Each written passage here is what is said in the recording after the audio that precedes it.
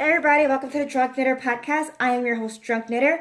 I'm actually taking a take two because I have a very loud puppy on the premises. My puppy Aria is actually allowed to be roaming around the house during filming day because if she wasn't allowed to roam around the house, you would just hear, oh, oh, oh, like for the entire duration of the video. So if you hear any rumbling, stumbling, bumbling, that's her just making her way through the house, rumbling and a stumbling. So I want to start off this podcast really fast with some updates. I'm going to start with a little mellow update and go up to a little funny update just to lighten up the mood. So my mellow update is this. You may have noticed on my Instagram and on here, I've been posting much less just because November is a hard time for my family. This was supposed to be my due date. And my husband and I, we've been struggling with the idea that, there is no baby this month. I did miscarry in the springtime. And even though it's fall now, it's still, a fresh moon for us.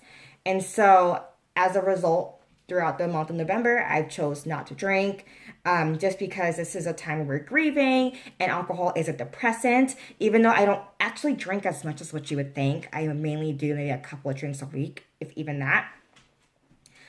It's just really important to me to just keep my body and mind healthy and to keep myself in a good sense of positivity. And alcohol can really make it difficult for that. It's a depressant. Even though you're not drinking that much, it's a depressant. So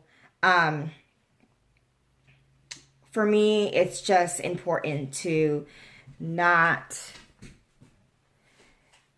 drink during this month. So hence what that means for Drunk Knitter is that for this entire month, or what's left of the month, because now it's almost over, I will not be drinking. I will not be posting any drinks on my Instagram. However, I'm still a Drunk Knitter, so don't be scared. So today I am drinking coffee with a teensy bit of creamer because my husband drank all the creamer last night or today.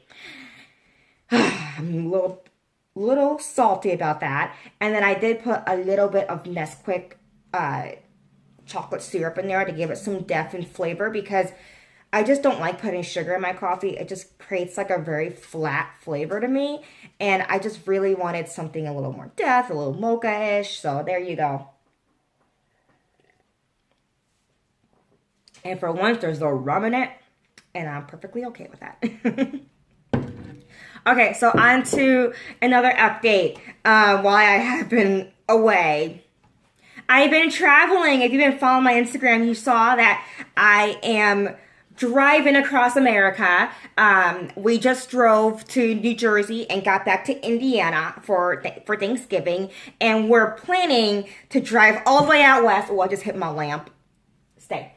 We're planning to drive all the way out west to Arizona. We're going on a tour. We're going to Washington. No, we're not. I've been watching too much like Comedy Central.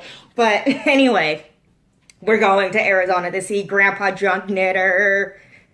I'm so excited. He loves hand knit socks. Puppy, you don't have to go potty. You already went. But that's what that bell is. That's her saying, I got to go potty. But really, she just wants to go outside to play. Yeah, she just went. She's fine. You fine. So anyway, we're going to go to Arizona and we're going to drive through Oklahoma and maybe Denver. I don't know. I went to public school, y'all, okay, in New Jersey. So I don't really know my states that well. Embarrassing, I know. I'm sorry. But, ooh. So, yes, we are going to Arizona, and that's where I've been. I've been camping, we didn't really camp on the way to Jersey. It's only a 12-hour drive, 13 to 14 with stops. Hey, baby. My baby girl's down here. My puppy. So, with that being said, that we did test out the camper that we made in the back of my husband's truck. I'm going to post pictures in this video somewhere.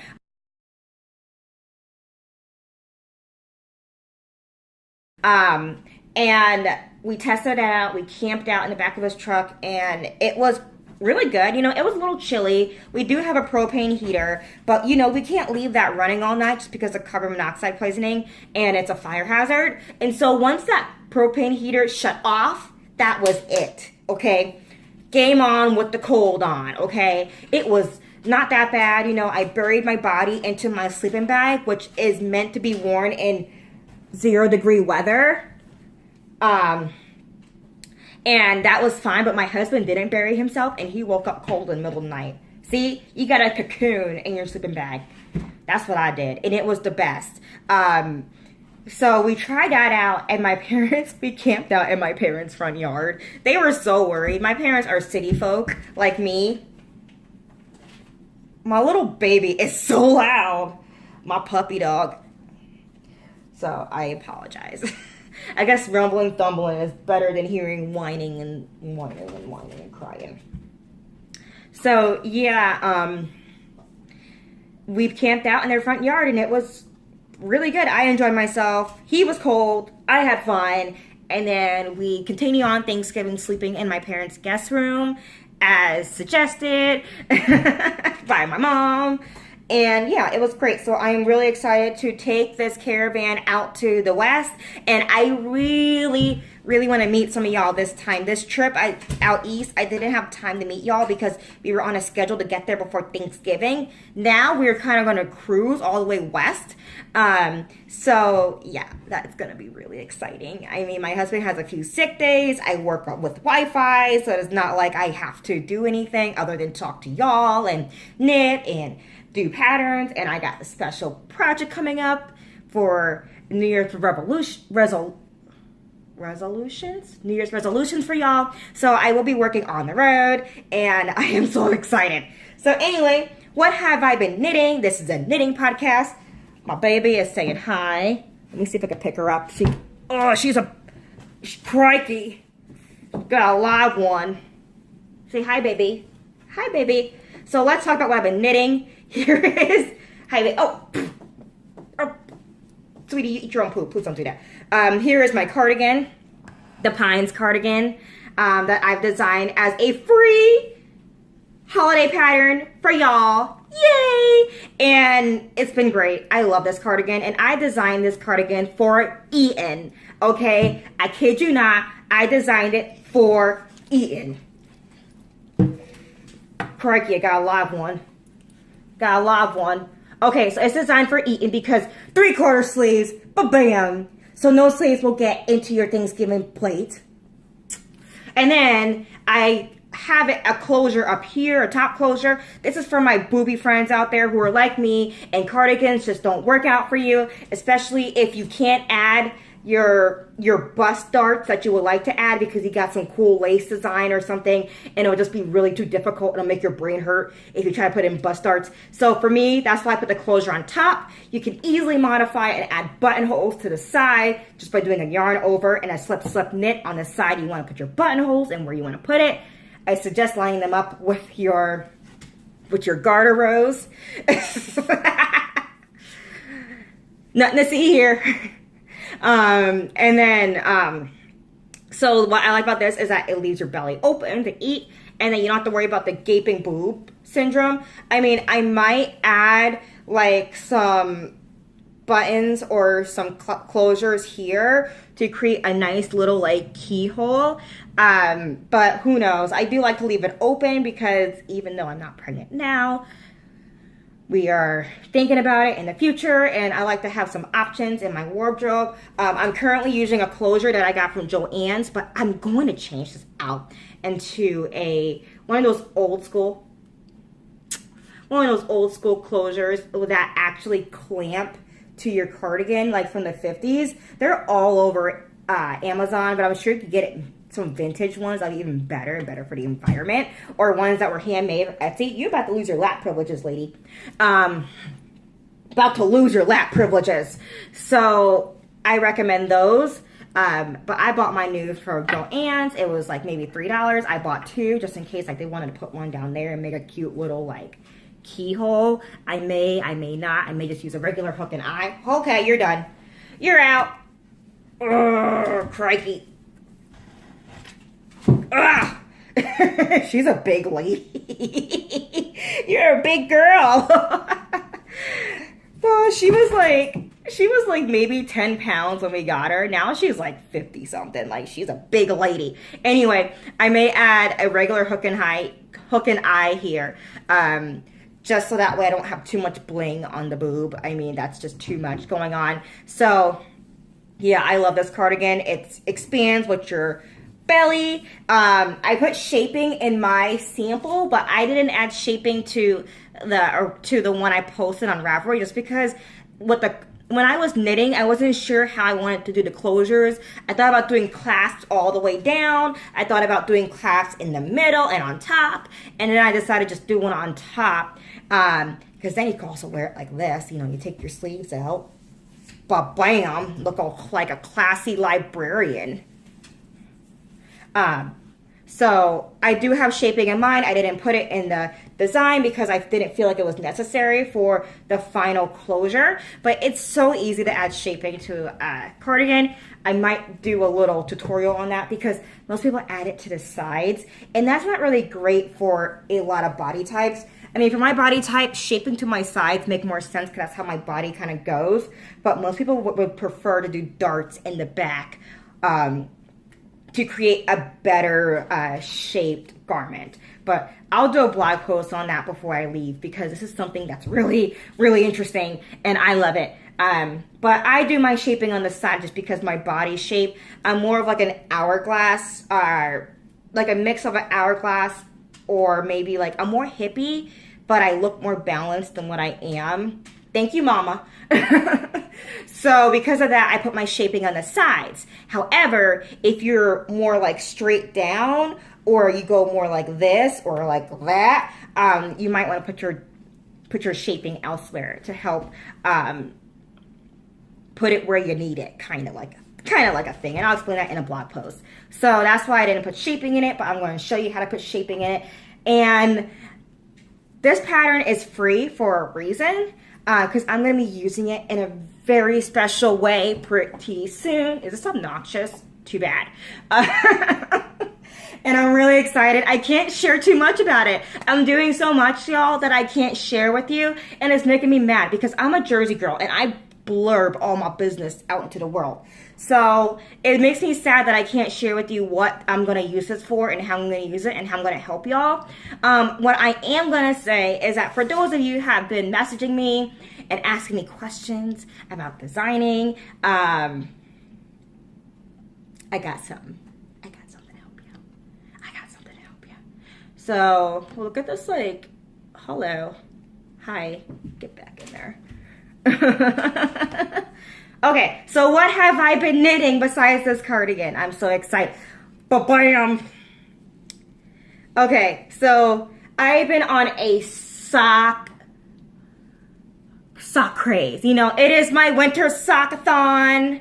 I have some people knitting socks with me, and it's glorious, and I love seeing your pictures. It makes me smile, makes me happy. I will be featuring them in my stories. Anyway, here are some socks that I've been working on. In fact, I only have socks on my whip table right here. These are made using Perfect Pear. No, I think it's called Perfect by Regia, and you're technically supposed to knit one sock at a time, and the goal is that your socks will turn out a perfect pair. Well, I don't knit socks one at a time because that's boring, okay? I knit my socks 2 at a time because I get bored. I do have ADD. I don't like repeating stuff. It's just a tweak that I have, and I'm okay with that because what that means is that I get 2 socks when I should be done with 1. And if you want to learn how to do this, I do have a sock class called How to Knit Socks Like a Boss. Hey, a lot of y'all have taken it, and I love hearing from y'all who have taken it and getting advice and feedback from y'all. It's amazing. So if you have taken it, please send me some feedback, good or bad. And also, I love to see the work that you've done. So this is it, Perfect Pair. And I just modified the yarn ball to make 2 balls of yarn, and I inverted it so that way I started at the toe, because the way these work is that you start at the cuff. You're supposed to start at the cuff and then work your way to the toe. So I just inverted the yarn ball and broke it in half So that way I can start at the toe and work 2 at a time. And someone asked me about how I did that, and I explained it on Instagram. But you know what's funny? When I was doing this, I'm like, I should probably take pictures for a blog post. And then I was like, yeah. And now I wish I did, because someone asked me, and I'm like, darn it. Because whenever I see these in store, like these type of perfect pair, Regia does it. I think Wool and the Gang does it. It's like, you know, I don't knit socks like that. So for me, it's just, okay, you gotta go potty. I get it. All right, guess who didn't have to go potty, but rang the bell anyway? Because she just wanted to go outside and then realized it's snowing and cold, and her little butt decided to come back inside. Anywho, these are my perfect pair that I've been working on. I modified it. I may do a blog post if I get another set of sock yarn like this, just to show you how to modify it to knit socks like a boss, or even how to do the forever sock, which is another whip I'm going to show you right now. This is a whip of my forever sock, and I could even show you how to even modify a perfect pair sock yarn, so that way you can use it to do the forever sock, because that's also something very, very simple to do, especially since you already start off with the cuff. I mean, come on. So this is also a Christmas sock. Well, this is a Christmas sock, by the way, for myself. It's supposed to be a Christmas color. I couldn't really see the color before I ordered it online, so it's not really bright Christmassy, but it's more like a classic Christmassy. And you know what? I'll take it. You know, it's cute, it's fun, it's Christmas. I really wanted the other one by Thistle and something. I think they're like a British wool company, and they make this beautiful Christmas colorway every year, and every year it sells out, and I never get it, and I'm sad. And I've been stalking them, and every time I see it, it's sold out, and I wish I bought it. I wish I got on the waiting list. I would have had it by now, but you know what? Whatever. You win some, you lose some. You don't really need everything on the market. So here is a forever sock that I'm knitting for Christmas for my sister-in-law Jill, who's also on Instagram. You might see her posting on my posts, commenting and stuff. This is Barocco socks. I don't know the colorway. The ball band has been lost for almost a year now, but this is my first time using this sock yarn, and you know, I'm a Patton's Croy diehard, so I had to get used to this. Because it's so much softer and it's almost thinner, and it knits up much stretchier. It has a lot more give. So I started this sock over at least 3 times because it just had so much give that I was worried about losing its shape. It was a little bit of a learning curve, you know? Like, I'm used to steel wool sock yarn, and then I move on to this stuff, and I'm like, it's a little bit of a learning curve there. But, you know, it's nice. It seems pretty durable. It's soft. I would definitely use it again.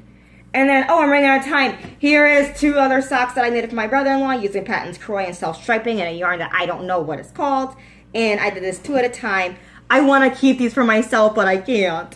And then, last but not least, I am knitting these socks 2 at a time for my mother-in-law.